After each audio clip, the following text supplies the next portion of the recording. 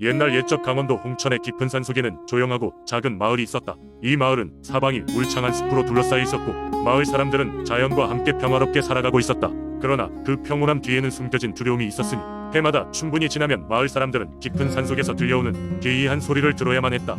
사람들은 이 소리가 산신의 경고라 믿었고 이는 곧 마을에 닥칠 재앙을 의미한다고 여겼다. 이러한 두려움을 없애고 마을의 평온을 지키기 위해 마을 사람들은 매년 산신제를 열기로 결심했다. 산신제는 마을의 가장 중요한 행사로 자리 잡았고 모든 주민이 참여하여 산신에게 감사와 평화를 기원하는 의식이었다. 제의 날이 다가오면 마을에서는 이른 아침부터 준비가 시작되었다. 노인들은 마을의 전설을 따라 산신의 신비로운 동굴로 향하고 젊은이들은 마을 광장에 커다란 보사를 준비했다. 이 마을에는 산신과 소통할 수 있다고 믿어진 신비로운 여인이 있었다. 그녀의 이름은 명이었으며 그녀는 어린 시절 버려진 채숲에서 자랐다고 한다. 명희는 자라면서 자연과 특별한 교감을 나눌 수 있게 되었고 마을 사람들은 그녀를 신성한 존재로 여겼다. 제의 날이 되면 명희는 산신의 목소리를 듣기 위해 항상 첫 번째로 동굴을 찾았고 마을 사람들은 그녀의 전원을 기다리며 조마조마한 마음으로 귀를 기울였다. 어느 해 유난히도 춥고 길었던 겨울 끝에 산신제의 날이 찾아왔다. 마을은 점점 활기를 띠었고 사람들은 산신을 맞이할 준비로 분주했다. 그러나 이번 해에는 다른 해와 다르게 이상하게도 명희가 돌아오지 않았다. 불안한 마음에 마을 장로들은 명희를 찾아 산속으로 들어갔고 그곳에서 신비로운 빛에 둘러싸인 명희를 발견했다. 그녀는 눈을 감고 입을 움직이지 않고 있었지만 장로들은 그녀가 신의 목소리를 듣고 있다고 확신했다. 오랜 시간 기다린 후 명희는 천천히 눈을 떴고 그녀의 입에서 나온 말은 마을 전체를 깜짝 놀라게 만들었다. 산신이 마을의 중심에 새로운 생명을 줄 것이다. 하지만 그것은 믿음과 사랑으로 가득 찬 마음만이 눈으로 볼 수 있을 것이다. 라고 말했다. 마을 사람들은 큰 충격을 받았고 각자 자신의 방식으로 그 말의 의미를 해석했다. 어린아이들은 호기심에 찬 눈으로 마을 여기저기를 살펴보았고 어른들은 경건한 마음으로 제를 올리고 깊은 신뢰를 가졌다. 그러던 어느 날 마을 한가운데 작은 샘이 솟아나기 시작했다. 샘물은 맑고 투명했고 어떤 병든 자도 그 물을 마시면 회복하기 시작하는 기적이 일어났다. 사람들은 이 샘을 산신의 눈물이라 불렀고 매년 산신제 때마다 이곳에 모여 산신의 축복에 감사하며 의식을 치렀다. 점차 마을은 계절의 영향을 덜 받게 되었고 사람들은 항상 풍요로운 결실을 얻으며 살아가게 되었다. 세월이 흘러도 그 샘물의 전설은 홍천 사람들의 가슴속에 남아있었고 사람들은 명희와 함께한 그 신비로운 날을 잊지 않았다. 매년 산신제는 더욱 장대하게 열렸고 먼 타지에서도 많은 이들 이 샘을 보기 위해 모여들었다. 명희가 떠난 후에도 마을은 여전히 산신의 축복 속에 평화를 누리며 살고 있었다. 그것이 바로 홍천 마을에서 지금도 내려오는 산신제의 기적이다.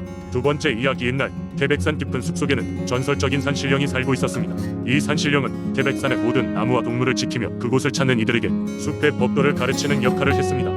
태백산에 들어서는 사람들은 누구나 이 산신령의 존재를 알고 경외심을 가졌지만 아직 젊고 혈기왕성한 사냥꾼 강수는 이 이야기들을 별로 믿지 않았습니다. 강수는 항상 다른 이들이 두려워하는 산신령을 직접 만나보고 싶다는 마음을 품고 있었습니다. 어느 날 강수는 산신령을 만나기 위해 무모한 결심을 합니다. 그는 자신의 활과 화살을 챙기고 태백산 깊은 숲속으로 들어갔습니다. 그곳에서 며칠 밤을 보내며 짐승을 사냥하며 산신령을 찾아다녔습니다. 그러다 어떤 날 밤 깊은 숲속에 없는 듯한 신비로운 빛을 발견하게 되었습니다. 호기심에 이끌려 그 빛을 쫓아가 보니 이곳은 태백산의 중심부에 있는 크고 오래된 나무였고 나무 주위에는 형체가 불명확한 무언가가 어렴풋이 나타나 있었습니다. 그 형체가 바로 산신령이었습니다. 강수는 순간 가슴이 뛰고 두려움과 경외심이 한데 어우러져 머뭇거리게 되었지만 곧 용기를 내어 산신령에게 다가갔습니다. 강수는 산신령에게 자신이 직접 와서 만나고 싶었던 이유를 솔직하게 이야기했습니다. 산신령은 강수의 용기에 감명을 받았는지 미소를 지으며 그에게 가까이 다가왔습니다. 산신령은 강수에게 태백산의 역사와 숲의 이치를 차근차근 이야기해 주었습니다. 그는 이 숲이 단순히 나무와 동물들만이 집이 아니라 많은 생명과 기운이 얽혀있는 신성한 공간임을 설명했습니다. 또한 산신령은 강수가 더욱 지혜로운 사냥꾼이 되기 위해 필요한 자연의 법칙과 숲속 생물들의 삶에 대한 여러 가르침들을 조곤조곤 들려주었습니다. 강수는 산신령과의 대화를 통해 깊은 깨달음을 얻었습니다. 그는 더 이상 무분별하게 사냥을 하지 않았고 산의 생명들을 존중하며 조화롭게 살아가기 시작했습니다. 이 경험 이후 강수는 숲을 가꾸고 보호하는 일을 도맡아 하게 되었습니다. 시간이 흐르면서 그는 태백산 근처 마을 사람들 사이에서 매우 존경받는 인물이 되었고 그의 이야기는 태백산을 찾는 많은 이들에게 교훈이 되었습니다. 이와 같은 이야기로 인해 태백 지역의 사람들은 여전히 산신령의 존재를 믿으며 자연을 존중하고 보호하려는 마음을 갖고 살아가고 있습니다. 이 신앙은 그들의 삶의 중요한 부분이 되었고 세월이 흐를수록 더 많은 전설 과설화로 이어져 내려가고 있습니다. 세 번째 이야기. 옛날 백제시대 지금의 전라북도 익산 지역은 백제의 중요한 요충지 중 하나였습니다. 그 중에서도 칠성산은 지역 주민들의 일상에서 중요한 역할을 했습니다. 익산의 주민들은 칠성산에 깊은 존경과 두려움을 동시에 느꼈습니다. 그곳에는 신비한 전설이 전해져 내려오고 있었기 때문입니다. 그 전설은 칠성암에 관한 것이었고 백제를 수호하는 신비로운 힘이 깃들어 있다고 전해졌습니다. 칠성암은 칠성산의 한 굴에 위치한 커다란 바위로 밤하늘의 북두칠성과 같은 형상을 하고 있다고 하여 사람들이 그렇게 이름을 붙였다고 합니다. 이 바위에는 노을이 칠 무렵마다 신비로운 빛이 비추곤 했는데 사람들은 그 빛을 백제 의수신들이 보내는 신호로 여겼습니다. 때문에 그 빛이 비출 때마다 이곳 주민들은 바위 앞에서 백제를 위한 축원을 드리며 재앙을 피할 수 있기를 간절히 기도하곤 했습니다. 백제 무왕 시절 어느 한해 끔찍한 가뭄이 이어졌습니다. 논밭은 갈라지고 강은 말라붙었으며 사람들과 가축들은 기진맥진하여 가며 날을 보냈습니다. 이에 무왕은 실로 안타까운 마음을 금치 못하고 마침내 칠성암을 찾아가기로 결심합니다. 백제의 운명을 지키는 이 신비로운 바위에 직접 방문하여 간절한 기도를 올려보기로 한 것입니다. 멀고 먼 길을 돌아 칠성산에 오른 무왕은 바위 앞에 서서 무릎을 꿇고 깊은 정성을 담아 기도했습니다. 위대한 수호신들이시여, 부디 백제를 위하여 비를 내려주소서. 백성들이 굶주리지 않고 우리 백제가 번영할 수 있도록 도와주시옵소서. 놀랍게도 그의 기도가 끝나자 전혀 예상치 못한 일이 벌어졌습니다. 갑자기 맑은 하늘이 흐려지더니 곧 진눈깨비가 내리기 시작했습니다. 이내 비로 변해 대지를 적셨고 사람들은 하늘이 내려준 은혜에 감사하며 환호했습니다.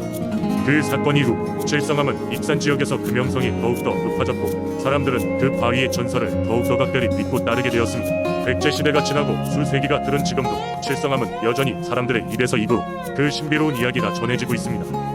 어떤 이들은 단순한 전설로 치부할지도 모르지만 지역 주민들은 자자손손 이 전설을 이야기하며 그곳을 수호신의 땅으로 여겨 경외감을 잃지 않습니다. 오늘날에도 많은 이들이 칠성산을 찾아와 마음의 위안과 안식을 얻고 가곤 합니다. 네 번째 이야기, 옛날 옛적 대한민국 전라남도에 고흥이라는 곳이 있었다. 이곳은 사람들이 자연과 조화를 이루며 살아가는 아름다운 마을이었다. 그러나 그 중에서도 특히 바다와의 조화가 중요한 지역이었다. 고흥 사람들은 바다를 삶의 터전으로 삼고 있었고 바다의 풍요가 그들의 삶을 크게 좌우했다. 이러한 이유로 바다의 신인 용왕에 대한 신앙은 매우 깊었다. 고흥 마을에는 용왕 할머니라는 이름으로 불리는 특정한 인물이 있었다. 그녀는 사람들에게 신성을 가진 존재로 여겨졌으며 바다에서 늘어난 풍요와 안전을 책임지고 있다는 믿음이 있었다. 사람들은 그녀가 어린 시절 바다에서 귀한 조개를 찾았을 때 용왕을 처음 만나게 되었다고 이야기하곤 했다. 그 이후 그녀는 사람들과 다르게 무엇인가 특별한 힘을 가지게 되었다. 그녀가 예언한 바다는 늘 그날의 조항을 예측했고 그녀가 기도하면 거친 파도가 잔잔해지곤 했다. 매년 봄 고흥 사람들은 용왕 할머니를 모시고 바다로 향했다. 이들은 용왕제를 열고 바다의 신에게 감사를 드리며 풍어를 기원했다. 제4음식과 향을 바쳤고 용왕 할머니는 그 의식을 주관하며 바다에 대화를 걸었다고 한다. 그녀가 바다를 향해 속삭일 때면 바람은 부드럽게 불고 파도는 잔잔해졌다. 아이들은 이 모습을 보며 용왕 할머니가 정말 신비한 힘을 가지고 있다고 믿었다. 어느 한 해는 전례 없는 강한 태풍이 다가왔다. 온 마을 사람들은 두려움에 휩싸였다. 그러나 용왕 할머니는 침착했다. 그녀는 마을 사람들을 안심시켰고 함께 강한 기도를 올렸다. 태풍이 가장 가까워졌을 때 할머니는 바다로 나가 용왕과 직접 대화를 나누었다고 전해진다. 믿기 어려운 일이지만 태풍은 그날 밤 방향을 틀어 한 마을에 피해 없이 지나갔다. 사람들은 모두 그녀를 더욱 존경하게 되었다. 시간이 흐르고 용왕 할머니가 돌아가신 날 사람들은 그녀가 하늘로 올라가 용왕에게 직접 가서 그들의 보호자가 되었다고 믿었다. 이후로도 마을 사람들은 매년 봄이면 그녀를 기억하며 용왕제를 지내고 있고 그녀의 영혼이 여전히 그들과 함께한다고 믿으며 바다에 대한 경외심을 품고 살아가고 있다. 고흥의 용왕 할머니 이야기는 오늘날에도 전해 내려오며 마을의 전설로 자리잡고 있다. 그녀의 이야기는 사람들에게 자연과의 조화 그리고 신에 대한 믿음을 일깨워준다. 이는 단순한 전설이 아니라 사람들이 살아가는 데 있어 풍요와 안전을 기원하는 바람이 담긴 중요한 전통이다.